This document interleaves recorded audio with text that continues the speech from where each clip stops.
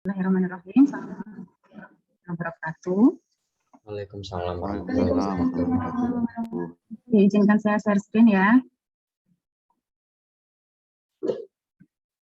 Oke, selamat pagi semuanya. Hari ini kita akan belajar bersama tentang fotografi arsitektur. Jadi nanti di sini kita akan belajar tentang bagaimana sih sejarah fotografi itu, kemudian apa sih fotografi arsitektur itu, kemudian apa lagi sih yang merupakan jenis-jenis dari fotografi arsitektur itu.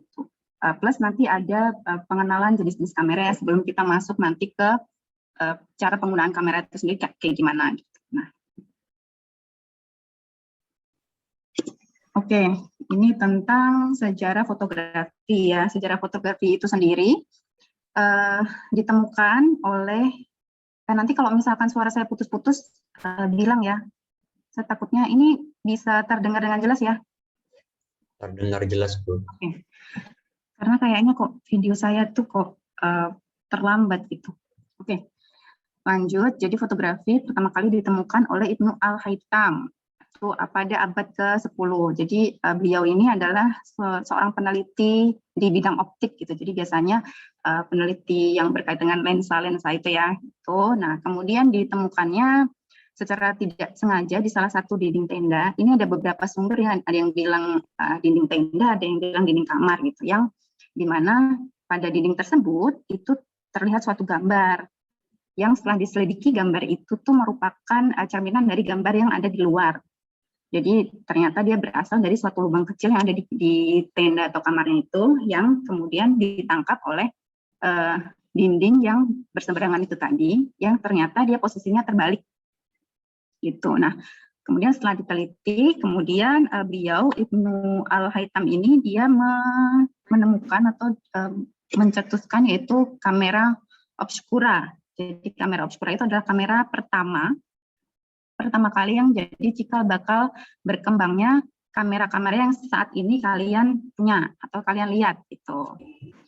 Nah, kamera obscura ini dia punya konsep lubang kecil di kotak gelap gitu yang disinari cahaya, kemudian cahaya itu menghasilkan gambar yang itu dari pantulan tadi ya, sinar tadi gitu. Nah, tapi kamera ini tuh dia tidak menghasilkan gambar di suatu kertas atau media yang bisa kita bawa kemana-mana gitu. Jadi dulunya ya kamera ini hanya untuk melihat gambar pantulan itu tadi. Gitu.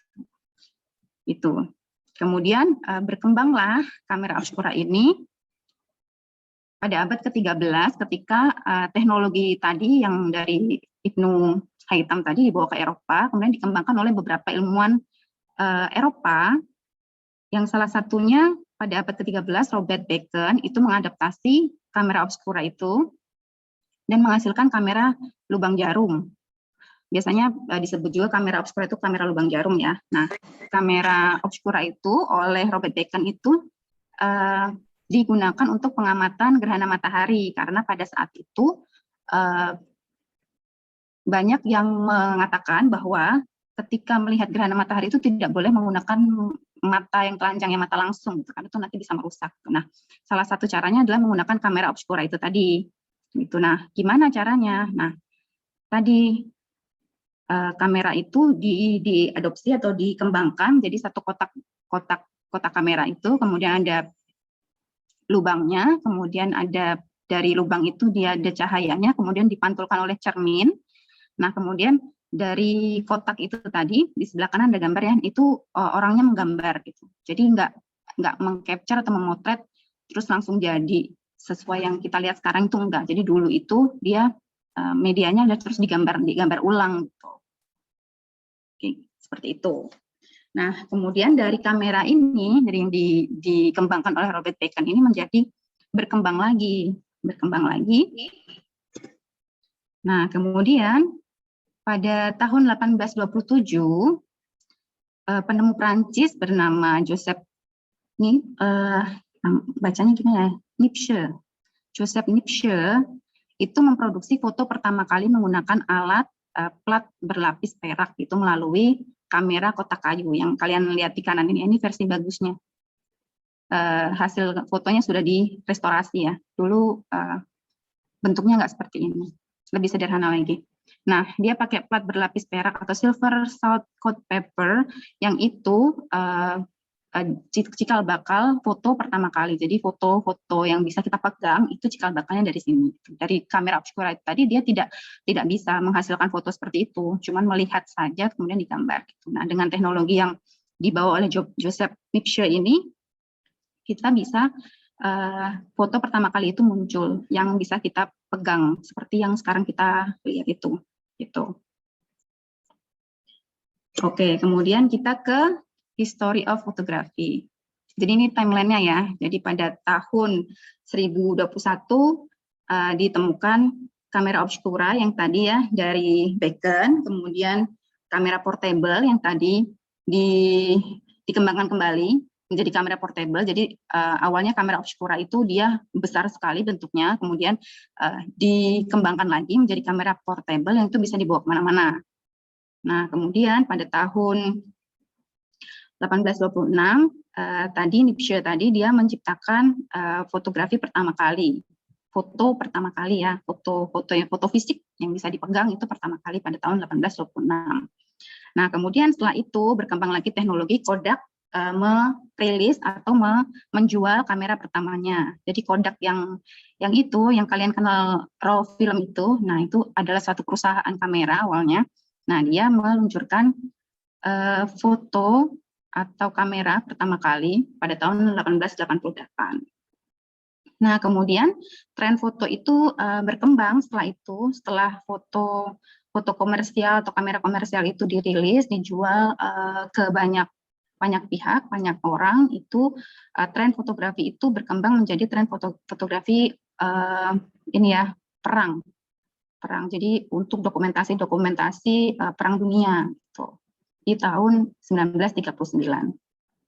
Nah, setelah itu 1948 berkembang lagi menjadi kamera Polaroid, di mana kita yang kita lihat adalah kalau misalkan kamera yang sebelumnya itu harus dicuci dulu ya, kan pakai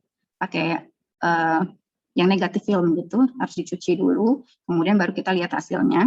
Nah, kalau di Polaroid, dia teknologinya adalah kameranya itu ketika dia memotret, dia langsung bisa, gambarnya itu langsung bisa kita dapatkan hasilnya gitu.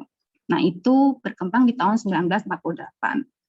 Nah, kemudian teknologi itu berkembang lagi sampai 1991 itu pertama kali kamera digital profesional itu diluncurkan gitu. Dan sampai sekarang itu berkembang ya. Sampai sekarang yang kalian lihat itu ada kamera DSLR, kemudian ada mirrorless gitu dan sebagainya.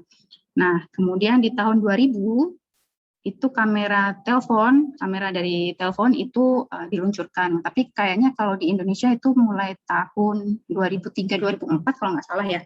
Itu baru booming di Indonesia gitu, karena mungkin harganya yang sangat mahal jadi nggak terjangkau untuk kalangan kita. Jadi kalian lahir tahun berapa ya? Sudah ada belum ya kamera handphone waktu kalian lahir tuh? Sudah, Bu. Sudah ada, Bu. Udah ya? Kalian tahun berapa? 2000? 2001. Ya, ada yang 2000, ada 2001. Oke. Oh, 2001 ya. Oke, berarti kalian lahir itu udah ada teknologi namanya teknologi kamera yang ada di handphone gitu. Kalau dulu zaman saya itu nggak ada yang kayak gitu. Jadi semua dokumentasi itu ya pakai kamera raw film gitu. Tuh. Oke, itu tadi timeline ya dari perkembangan fotografi.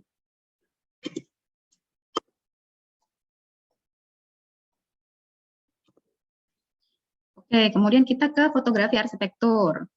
Nah, fotografi arsitektur itu penemuan di abad 19 bahwa ternyata fotografi arsitektur itu ditemukan pertama kali adalah di abad pertama. Abad pertama kalian belum ada foto, jadi orang-orang zaman dulu, orang yang hidup di abad pertama itu melukiskan bangunan arsitektur itu di gua itu dia melukiskan bagaimana suatu bangunan arsitektur, kemudian apa saja yang dilakukan orang-orang yang ada atau tinggal di bangunan arsitektur tersebut. Gitu. Ini mural di Pompei ya, ini ditemukan di abad 19, tapi ini diperkirakan bahwa ini adalah lukisan pada abad pertama. Nah, kemudian berkembang lagi abad 17. Nah, abad 17 ini kebanyakan penemuannya di Eropa ya, karena referensi saya bukunya dari sana, jadi beberapa saya mengambil referensi itu. Nah, kebanyakan mereka melukiskan baik itu menggunakan warna maupun enggak ya. Nah, dia melukiskan bagaimana bangunan-bangunan itu atau bangunan-bangunan yang mereka tinggali atau yang ada di kota mereka itu melukiskan dengan kanvas gitu atau dengan media yang ada pada saat itu gitu, baik itu citra kotanya, bisa lihat ke figur yang 5 ya, gambar sebelah kanan figur kotanya yang sudah cukup maju ya pada saat itu. Kemudian gereja pada saat itu di Eropa kan mereka memang ini ya, pemerintahannya oleh gereja gitu, nah gereja dan sebagainya gitu. Jadi saat itu belum ada teknologi foto, jadi mereka menggambarkannya lewat painting atau lukisan. Tapi dari sisi dokumentasi arsitekturnya udah ada zaman dulu. Jadi mereka melukiskan bangunan-bangunan pada saat itu. Nah, kemudian apa aja sih fotografi arsitektur itu jenis-jenisnya? Nah, yang pertama adalah fotografi eksterior. Nah, fotografi eksterior ini menggambarkan tampilan luar dari bangunan arsitektur, menggambarkan seni gedung, bisa jembatan, atau yang lain-lainnya yang itu merupakan buatan manusia. Jadi fotografi eksterior adalah pada intinya adalah itu buatan manusia ya, yang itu bisa dilewati atau ditinggali gitu. Nah, untuk pengambilan gambarnya itu bisa menonjolkan apapun, bisa menonjolkan bentuknya, bisa menonjolkan komposisi warnanya, bisa menonjolkan komposisi teksturnya, bisa menonjolkan komposisi tampilan bangunannya seperti apa. Gitu. Nah, itu adalah fotografi eksterior. Kemudian kita ke jenis fotografi arsitektur yang kedua, yaitu adalah fotografi interior ya. Fotografi interior itu hasil fotografi interior suatu ruangan yang menggambarkan bisa desainnya, kemudian bisa tata ruangnya atau bisa suasananya. Itu yang itu jadi kalau misalnya fotografi itu sesuai dengan apa yang dikehendaki fotografernya ya. Dia mau menampilkan apa. Nah, kemudian yang selanjutnya adalah fotografi detail arsitektur. Nah, detail arsitektur ini adalah foto terkait dengan bagian-bagian tertentu yang dianggap istimewa atau dianggap unik dari sebuah bangunan yang menonjolkan kesan suatu bangunan itu. Bisa mungkin ornamennya, bisa mungkin jendelanya, mungkin materialnya, mungkin bentuk jendelanya, atau pattern-pattern tertentu yang itu dianggap istimewa atau unik. Dan lagi-lagi itu adalah tergantung bagaimana fotografer itu mengambil. Bedanya adalah ketika kita tuh mendesain sama kita memfoto adalah ketika kita mendesain kita kan memikirkan orang lain ya. Kita memikirkan orang lain. Bagaimana orang lain itu nanti tinggal di sana, apa yang harus kita wadahi gitu. Kalau fotografi enggak. Kalau fotografi itu tergantung fotografernya, dia mau ngambil apa. Yang mau dia tangkap itu apa. Gitu. Jadi itu tidak, selama itu tidak ini ya, tidak merugikan orang lain. Gitu. Jadi itu tergantung fotografernya dia mau ngambil apa gitu. Jadi kalau di desain arsitektur kita harus memikirkan orang lain, kalau di fotografi arsitektur yaitu tergantung kita mau nangkap apa atau kita mau memfoto apa, asal itu tidak merugikan orang lain dan tidak mengganggu atau tidak melanggar peraturan. Nah, itu boleh. Oke, kemudian fotografi landscape ya. Landscape ini sebenarnya bukan termasuk fotografi arsitektur murni gitu, karena dia hanya mendukung foto arsitektural aja. Contohnya adalah bagaimana kita ketika mendesain itu butuh foto landscape di mana bangunan akan kita desain. Nah, itu kita butuh karena kita ingin tahu bagaimana sih bentuk landscape-nya, apakah dia datar, apakah dia itu dia itu punya tekstur, ataukah dia punya ketinggian yang berbeda gitu, atau dia ada di lokasi-lokasi tertentu gitu, misalnya tepi pantai atau pegunungan gitu, atau urban dan sebagainya gitu. Jadi itu biasanya untuk mendukung foto arsitektural gitu. Nah, karena biasanya foto landscape itu dia identik dengan landscape yang natural. Biasanya hutan, kemudian taman, kemudian bentang alam dan sebagainya gitu. Nah, jadi ini masuk ke yang pendukung foto arsitektural ya. Oke, kemudian potret tersebut atau potret fotografi landscape itu menampilkan bentang ruang yang luas, lahan yang luas, atau dunia luar dengan sudut pandang yang cukup luas. Gitu. Nah, kemudian foto-foto landscape itu menampilkan bentang alam secara skala besar ya. Nah, kadang-kadang juga melibatkan unsur-unsur buatan manusia seperti struktur bangunan itu sendiri, ataupun aktivitas yang ada di dalam frame yang akan kita foto itu. Gitu. Jadi itu termasuk foto landscape. Gitu. Nah, kemudian ini udah pernah disinggung ya di pertemuan pertama kemarin adalah fotografi arsitektur di masa kini. Itu buat apa aja sih?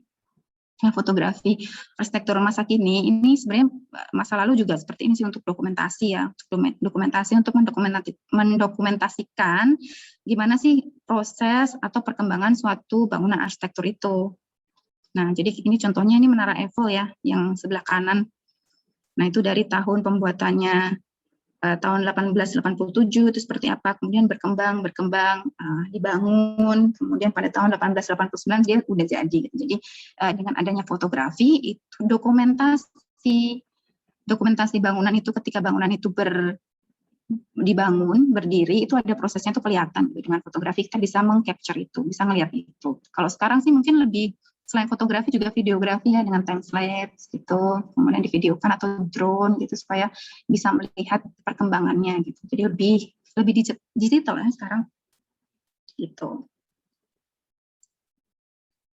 Nah, dokumentasi ini sendiri tuh kaitannya juga banyak ya, bisa untuk dokumentasi pribadi atau mungkin dokumentasi suatu perusahaan atau instansi tertentu gitu, yang nanti ketika kita kumpulkan atau kita simpan nanti mungkin 20 tahun lagi, 30 tahun lagi itu bisa menjadi suatu sejarah.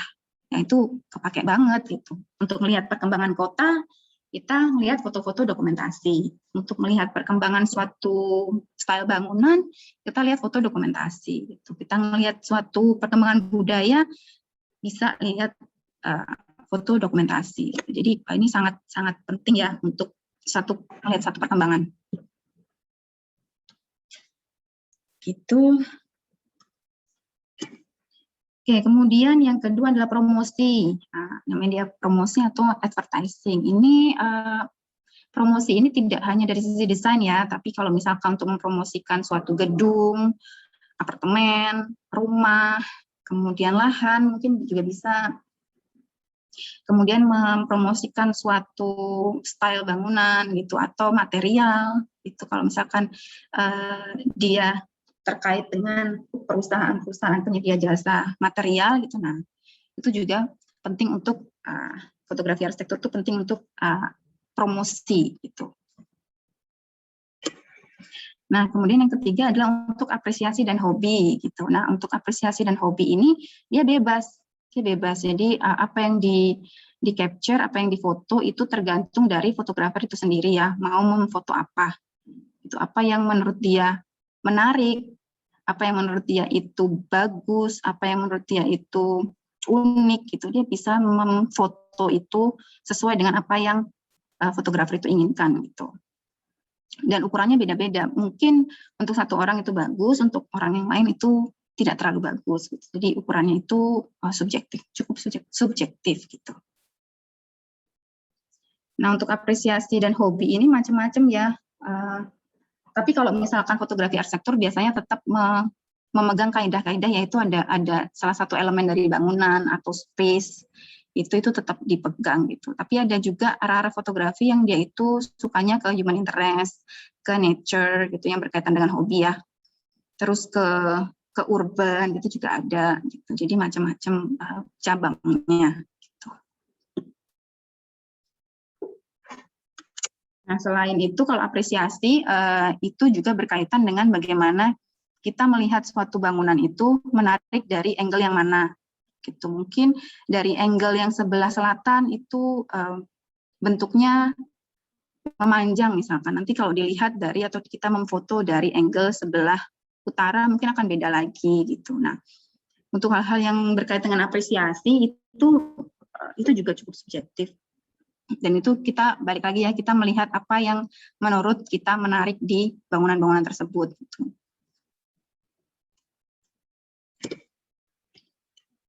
Oke, kita ke jenis kamera. Oke, jenis kamera ini sebenarnya kalau jenis kamera banyak sekali jenisnya, tapi ini saya hanya menampilkan beberapa ya yang mungkin sering kita dengar gitu. Nah, sebenarnya kamera itu terbagi jadi dua ya, kamera yang digital sama yang analog. Nah, kalau yang digital yang sering kita lihat sekarang termasuk handphone, kamera handphone ya, terus kamera DSLR, kemudian kamera mirrorless, kemudian kamera pocket juga banyak yang dia itu digital gitu. Ada juga yang kamera pocket yang dia pakai kamera film gitu. Nah, ini contohnya yang pertama adalah Bapak sedang ngajar. Pripun? Oke, sebentar ya.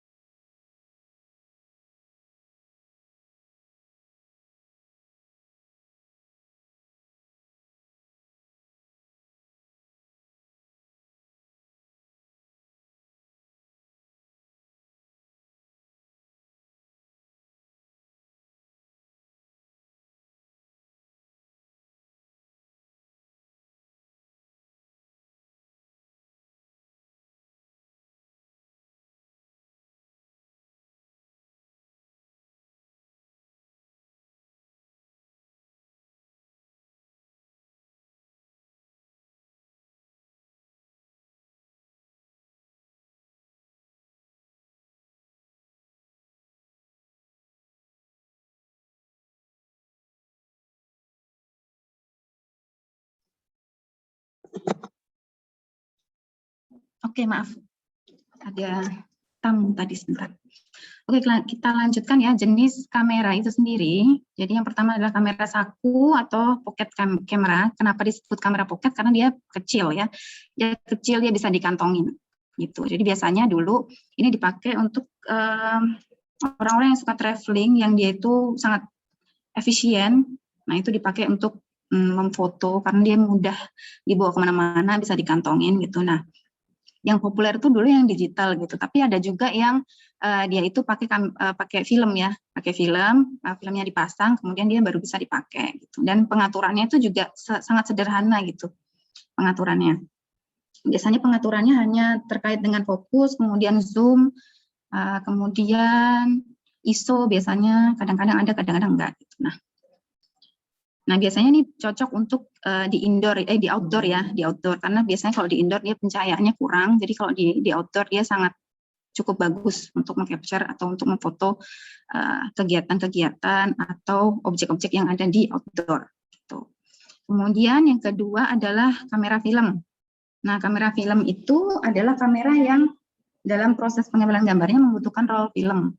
Nah ini kalau di sini contohnya adalah kamera SLR, tapi dia yang film, yang analog ya itu. Nah sistem pengaturannya itu dia bisa diganti lensanya, kemudian dia ada pengaturan fokusnya gitu, kemudian dia ada pengaturan dia muter filmnya gitu, foto dipasang, kemudian nanti filmnya bisa diputar gitu, kemudian nanti dilihat di viewfindernya yang di sebelah kanan gitu. Itu nanti kita bisa lihat di situ, kemudian kalau misalkan sudah selesai baru film itu di-roll, kemudian nanti masuk ke kamar gelap, nanti dicetak gitu. Nah, zaman dulu kan pakainya seperti itu ya. Saya nggak tahu zaman kalian kenal kamera semacam ini nggak ya? Jawab ya di kolom chat ya. Kenal nggak kamera semacam ini yang dia pakai film gitu? Oke, udah ada yang jawab? Oh kenal, tahu ya. Nah semacam itu. Tapi sekarang tuh dirasa kalau menggunakan roll film itu tuh mahal gitu. Satu roll aja dulu kalau nggak salah tuh harganya 35. Nggak tahu kalau sekarang 35. Belum nanti mencucikan, belum nanti mencetak gitu. Dan itu hasilnya nggak selalu bagus gitu. Dulu saya pertama kali belajar fotografi itu pakai kamera SLR yang dia pakai roll film gitu. Jadi belajar untuk masang filmnya, terus ngerollnya gitu. Nah, waktu pertama saya belajar itu dari kan satu roll itu kan isinya 30. Itu yang bisa berhasil itu cuma 3 kalau nggak salah. Jadi yang lain itu kebakar semuanya. Jadi cahayanya terlalu over gitu. gitu. Nah, kelemahannya itu ya, kalau kamera roll film itu kelemahannya itu. Jadi kita nggak bisa melihat langsung hasilnya. Kalau misalkan pakai yang digital, ketika dia cahayanya over atau under bisa kita hapus, terus kita atur lagi, terus kemudian kita foto gitu. Nah, kalau misalkan pakai kamera roll tuh nggak bisa, harus semua selesai dulu. Nah, baru kita bisa lihat hasilnya seperti apa gitu. Apakah dia over pencahayaan, over lighting, atau dia under gitu. Gitu.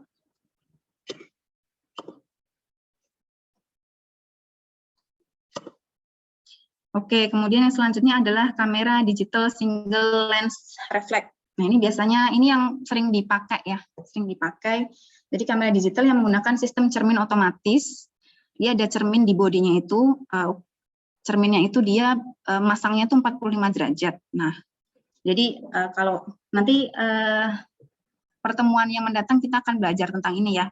Nah, jadi cahaya itu nanti dia masuk terus kena di kaca yang 45 derajatnya itu. Nah, nanti terus diteruskan lagi ke penta mirrornya. Jadi ada mirror yang dia itu bentuknya segi 5 gitu untuk meneruskan cahaya dari lensa menuju ke viewfinders. Viewfindersnya di tengah itu ya, yang biasa kita lihat kalau kamera digital itu namanya viewfinders, yang kita bisa ngelihat apa yang ada di depan kita atau apa yang kita shoot itu namanya viewfinders.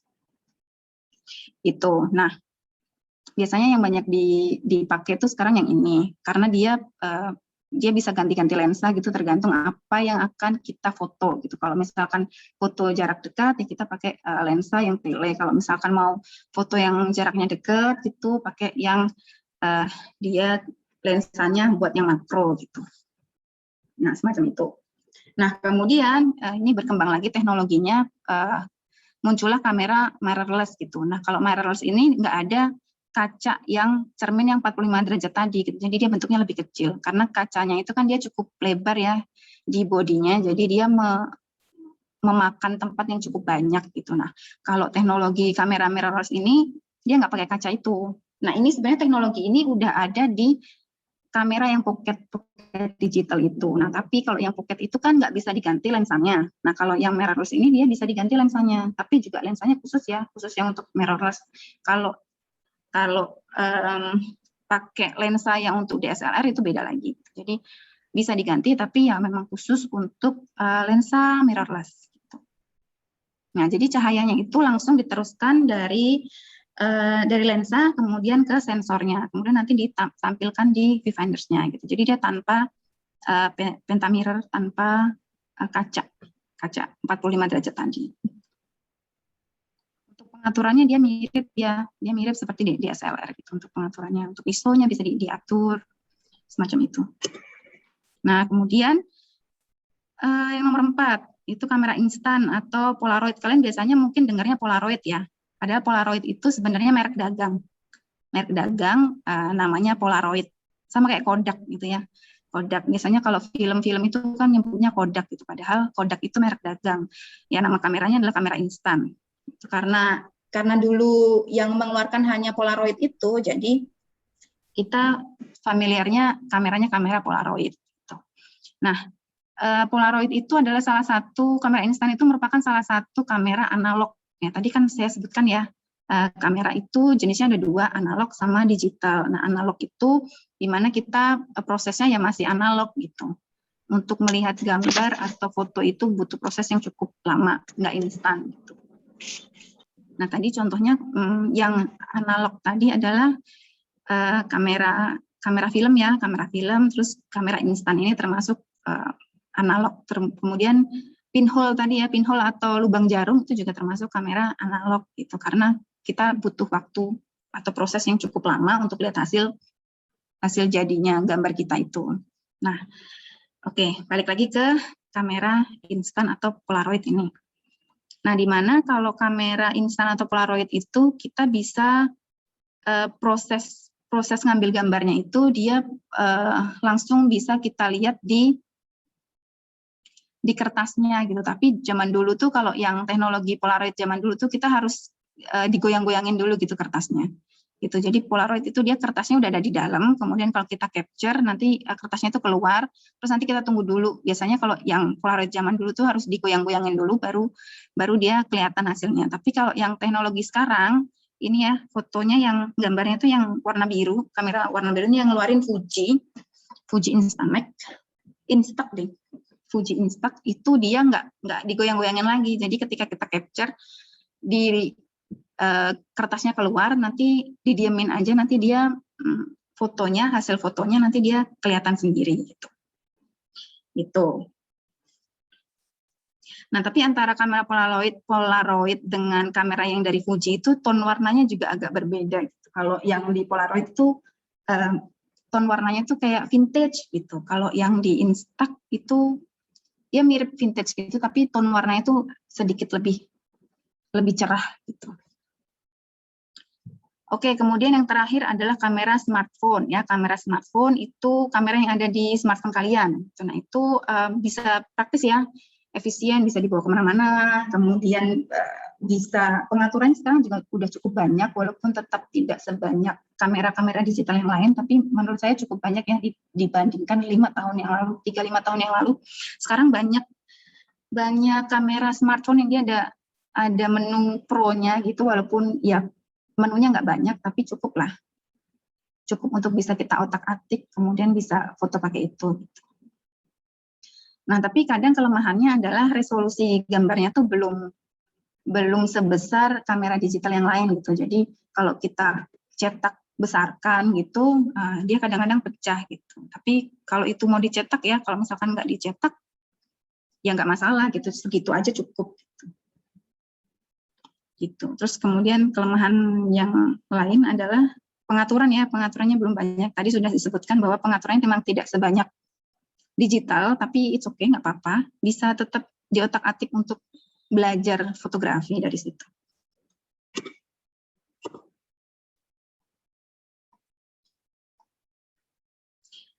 Oke, sampai tadi ada pertanyaan nggak sampai jenis kamera? Sebelum saya lanjutkan ke perbedaan melihat suatu objek dari sisi arsitek dan fotografer.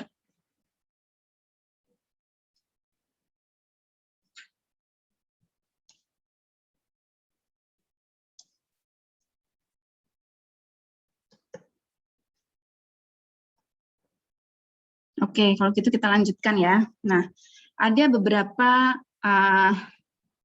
perbedaan bagaimana cara melihat suatu objek oleh fotografer dan oleh arsitek gitu. Sebentar ya, saya minum dulu.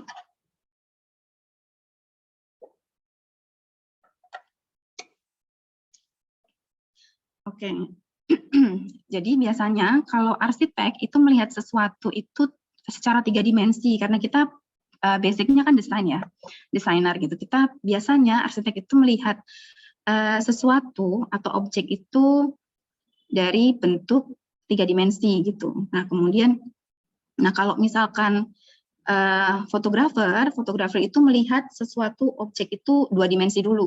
2 dimensi dulu, kemudian nanti apakah dia akan menuju ke 3 dimensi itu tergantung. Nah kemudian arsitek itu melihat suatu objek, atau ini konteksnya adalah fotografi arsitektur ya. Nah itu melihat suatu konsep dan desain itu satu hal yang tidak bisa dipisahkan. Jadi satu. Dan jadi biasanya pola pikirnya adalah bagaimana kita mengcapture suatu bangunan itu atau suatu objek itu ya harus sesuai sama konsepnya atau desain yang kita lihat itu seperti apa gitu. Nah kalau misalkan fotografer itu enggak, mereka mengcapture atau memfoto ya basisnya adalah lighting sama pembayangan, dan yang menurut mereka tuh angle-nya bagus gitu. Nah kalau karena ini ya mungkin pola pikirnya seorang arsitek atau mahasiswa arsitektur itu kan kita biasanya pola pikirnya adalah gimana suatu desain itu yang memadahi orang lain atau berfungsi untuk orang lain itu bisa tepat guna gitu. Kita bisa menampilkan itu sesuai dengan kebutuhan. Jadi kita selalu melihat ke orang lain gitu loh. Nah, padahal kalau di fotografi nggak gitu. Di fotografi ya apa yang menurut kita bagus ya kita capture aja, kita foto aja gitu. Gitu. Jadi perbedaannya itu. Tapi nggak masalah. Justru itu yang membuat arsitek itu ketika mengambil foto itu menarik gitu. Jadi bagaimana mengcapture suatu bangunan atau objek yang itu sesuai dengan gimana sih memang sebenarnya dia menampilkan konsep dan ide desainnya itu gitu, supaya itu tersampaikan melalui hasil foto kita gitu. Itu. Walaupun ya kadang memang itu juga beda-beda di setiap arsitek yang dia itu memfoto gitu. Point of view-nya bisa beda-beda gitu. Tapi ya itu sekilas background tentang gimana sih seorang arsitek dan fotografer itu dia melihat suatu objek gitu. Gitu. Nanti bisa dibaca lagi ya di sini, nanti akan saya bagikan ini materi perkuliahan hari ini. Oke, kemudian terkait dengan referensi, ini ada beberapa buku, nanti kalian bisa cari, ini bagus-bagus menurut saya, kalau misalkan kalian mau belajar tentang fotografi arsitektur, ini cocok banget, nanti bisa kalian Google, itu banyak yang versi free, itu ada beberapa juga yang enggak sih, tapi nanti mungkin kalau misalkan dapat yang versi free, mungkin bisa dibaca gitu. Oke, sampai sini, ada pertanyaan?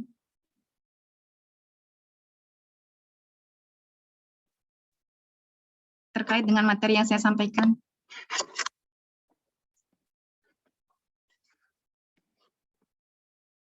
Semoga jelas ya, ini saya juga refresh kembali apa yang telah saya dapatkan dulu ketika beberapa kali workshop fotografi. Ada pertanyaan bisa raise hand atau mungkin bisa tulis di kolom chat sebelum kita ke tugas.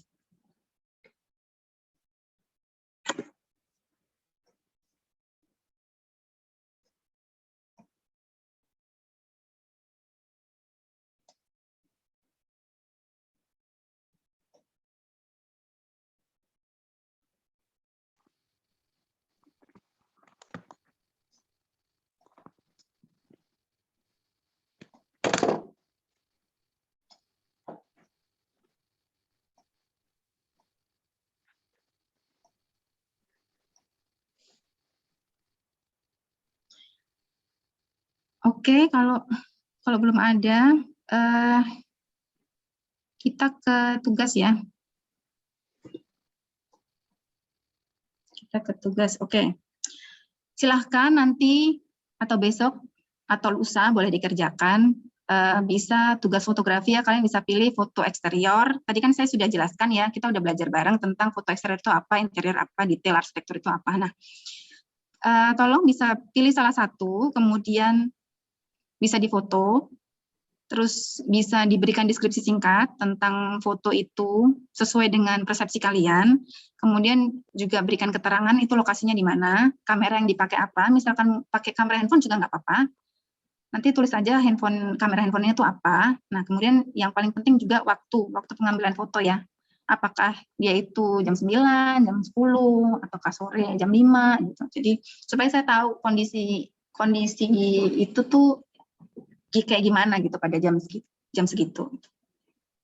Kalau biasanya idealnya itu ambil foto itu jam 9 pagi.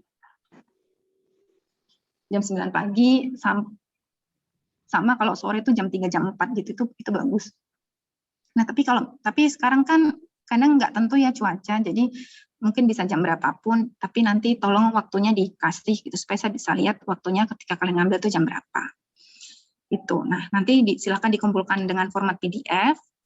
Nanti format penamaannya adalah nama, NIM, kelasnya kelas apa, terus T1 ya, T1 adalah tugas 1. Gitu. Nah, nanti kalian bisa kirim ke, rencananya saya mau buat open learning, tapi belum karena dari kemarin saya buka itu error terus, jadi saya belum berhasil bikin. Jadi nanti kalau sudah, saya share ke kalian kodenya berapa. Tapi nanti kalau masih belum berhasil juga, mungkin nanti kita akan pakai Google Drive saja. Gitu.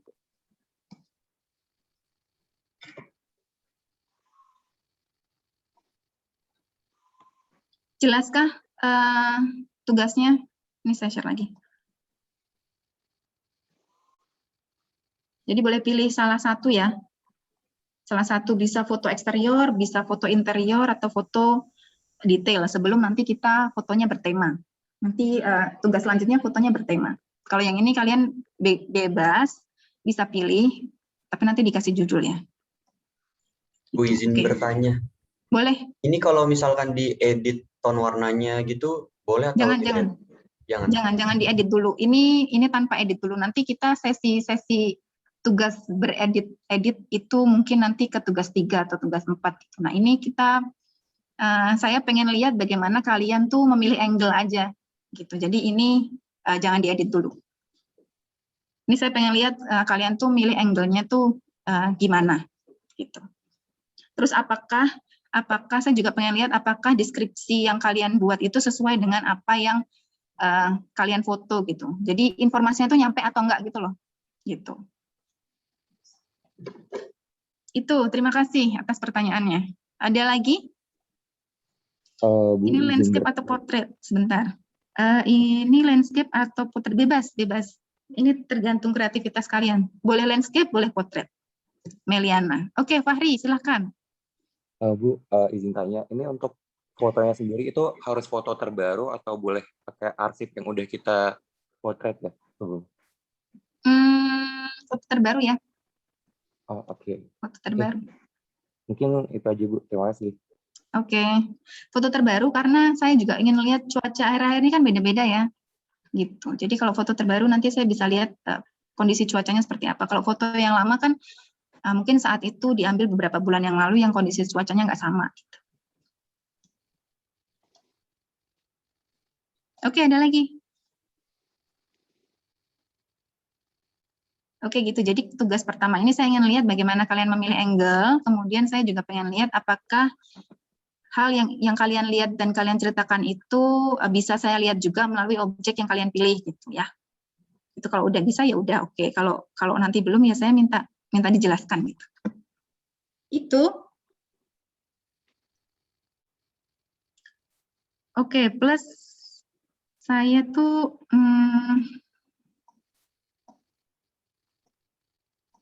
ada lagi pertanyaan? Silakan diisi absensinya. Absensinya berupa kuis ya.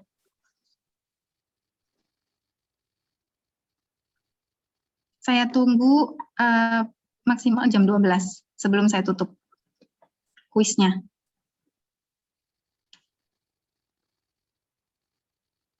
Ada lagi pertanyaan terkait dengan mungkin sejarah fotografi, jenis kamera, fotografi arsitektur, fotografi itu sendiri?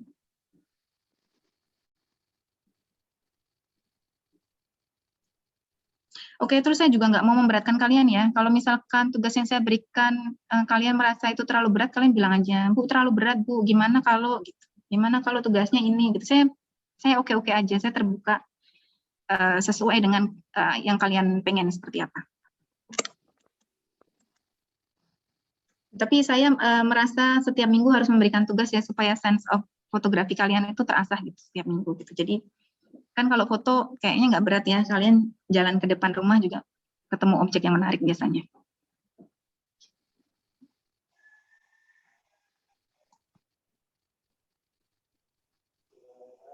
Giveaway tugas foto terbaik boleh tapi nanti di UTS atau di UAS ya. Jadi kumpulan gitu. Oke. Soal Oke, jangan lupa diisi kuisnya.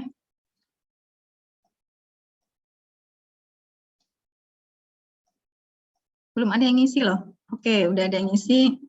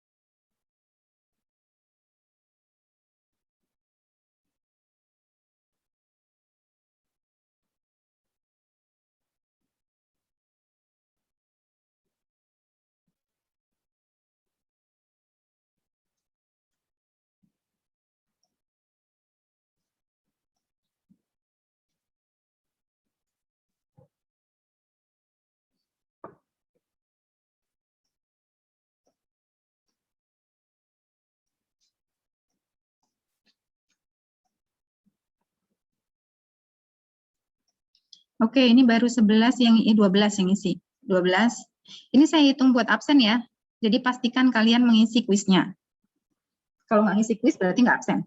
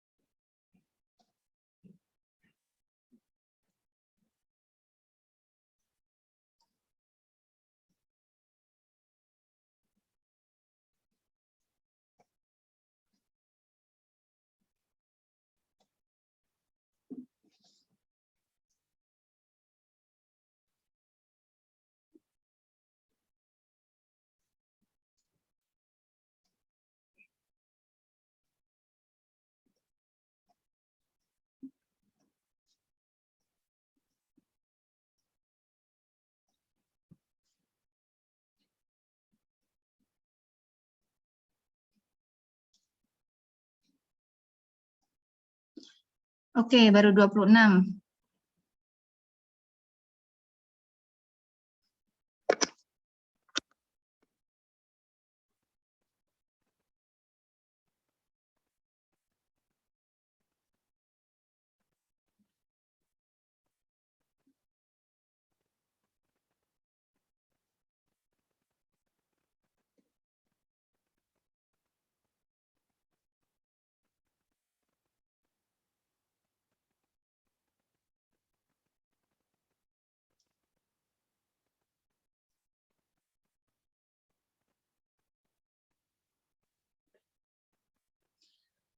Oke, misal nggak ada pertanyaan, saya tutup supaya nggak terlalu lama. Jangan lupa nanti diisi ya kuesionernya. Kok kuesioner sih? Kuisnya, saya hitung sebagai absen. Kemudian tugasnya, tugas 1 tadi sudah jelas ya, nggak ada pertanyaan. Nanti akan saya share materinya di grup WA. Kalau misalkan nanti masih ada pertanyaan, bisa chat di WA aja, nanti akan langsung saya jawab terkait dengan tugas yang saya berikan hari ini. Oke, semoga saya akhiri ya berarti ya. Ini terima kasih banyak sudah ikut kuliah saya. Semoga kalian selalu sehat. Jangan kemana-mana kalau misalkan nggak penting-penting banget. Terus kalau misalkan ada persoalan atau misalkan tadi ada pertanyaan terkait dengan tugas dan sebagainya, bisa dikoordinasikan dengan saya. Terus saya juga minta maaf, mungkin nanti ketika kita kuliah akan ada hari-hari yang mungkin nggak tetap gitu, karena mungkin kadang saya ada undangan dan sebagainya, jadi berhalangan. Jadi saya minta maaf dulu, tapi insya Allah tetap kuliah kita kan 14 kali pertemuan, nanti akan ada 14 kali pertemuan gitu. Terima kasih banyak semuanya. Semoga ilmunya bermanfaat. Saya pamit ya. Terima kasih banyak. Assalamualaikum. Waalaikumsalam. Terima kasih, Bu. Ya, saya tunggu sampai jam 12.